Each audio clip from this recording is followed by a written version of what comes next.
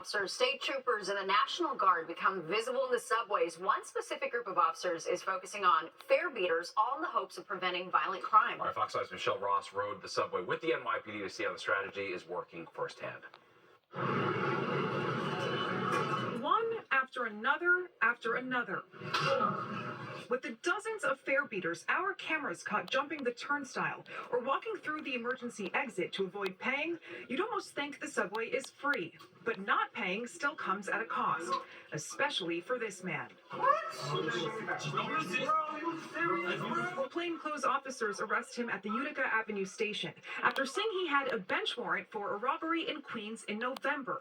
The NYPD is on the lookout for fare beaters because they say it prevents violent crimes from happening. The city has bigger fish to fry when it comes to, fare evasion and fare beaters. Right. This particularly goes beyond that. Right. As I just told the team that's going out there today, it may look like a low-level crime and it may start out that way, but reducing the amount of people who come into the system without paying is ultimately reducing felony crime, because these are going to be people who are going to have guns, they're going to have knives, they're going to push people on the tracks. They're looking for transit recidivists, those who repeatedly commit crimes in the transit system. And chances are, the NYPD says, they're not paying their fare before committing the crime. We recover multiple firearms from engaging individuals with theft of service.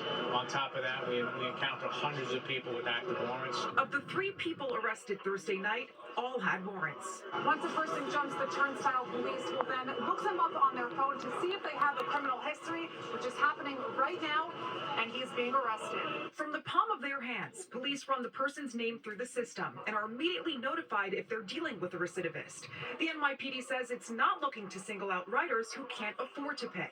This man who was nabbed was sporting a Montclair jacket and Gucci bag, a designer outfit worth a few $1,000s. But by not paying the $2.90 fare, he put himself in the spotlight. He had a warrant and was in possession of this pepper spray. Off to the precinct he went to get processed. Not everyone who is stopped is put in handcuffs, though. You never know. Maybe this person is a runaway, needs help. We can offer them services. We're not looking to put those people in jail. We're looking for the recidivist. If the person does not have a violent history and not in need of services, a civil summons is usually issued. This operation is made up of the transit response team with members of the community response team. They are not subject to being on a fixed post at a turnstile, at a fixed post on a platform, being a slave to the radio, answering 911 jobs all day. Their main job is to be out in the system, riding trains, engaging with customers, providing a sense of security. And although subway crime is down, many riders still don't feel safe. So the NYPD is making sure its presence is felt. These are exactly the type of people that we're going to take a low-level offense and use it to get violent people out of the transit system. By carrying out these operations, they're working to improve the quality of life for New Yorkers who just want to get home safely. And to give you some numbers, the NYPD says last year, 38 people were arrested for assaulting MTA employees. And if we combine all of their arrests, it comes out to 1,126 career arrests.